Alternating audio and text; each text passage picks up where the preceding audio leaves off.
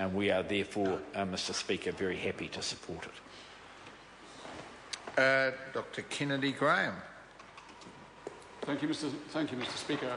I don't intend to take up too much of the time of the House because the Green Party has in fact made its views quite clear. I do appreciate the constructive tone and spirit that my predecessor here, Trevor Mallard, has just offered in his intervention, because he was concerned earlier in the course of the debate during the committee stages about green policy, and he was quite in order to challenge the Green Party to advance its views as to why it is voting against this bill.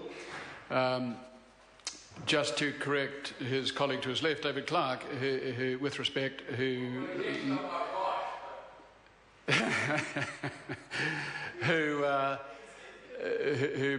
took it upon himself to suggest that the Green Party had not engaged in debate in the passage of this bill. Factually incorrect.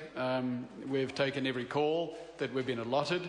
Russell, Norman and I, both in two in the first reading and two in the second reading, and also in the committee as well. And so we have indeed the Green Party chooses not to engage in excessive repetition, unlike a few others. We make our points, we respectfully listen to others, we point out with courtesy where we think they are incorrect, and we then wind up with a conclusion, and the conclusion is that National and Labour are both wrong in voting for this bill. We have already made the reasons clear in the 8th of May last year in the first reading, and the 25th of September last year in the second reading, and on the 18th of February this year.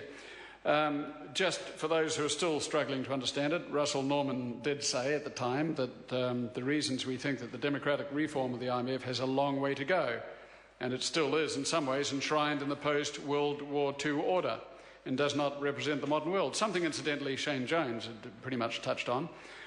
So Dr Norman said we would like the democratic reforms that this bill implements, and which are very, very minor, to go much further than the IMF represents the world much better. Even if we're just to represent the economic world, it would be progress, but it certainly does not represent the world populations in any respect whatsoever.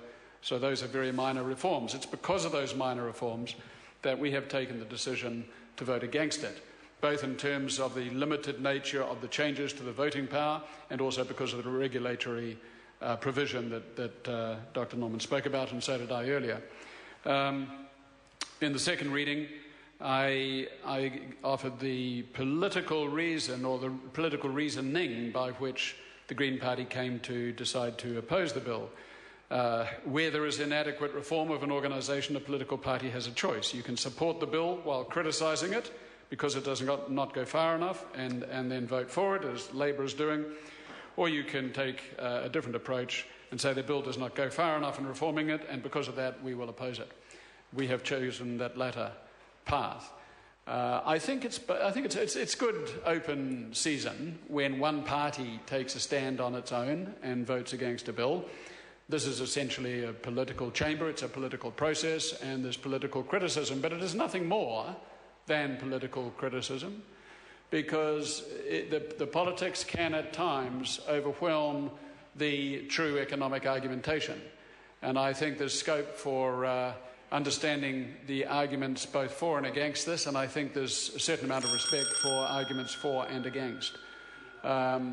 We have listened to both National and Labour MPs advancing the views as to why they are voting for it.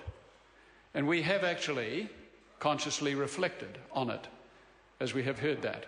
We have discussed it at some length.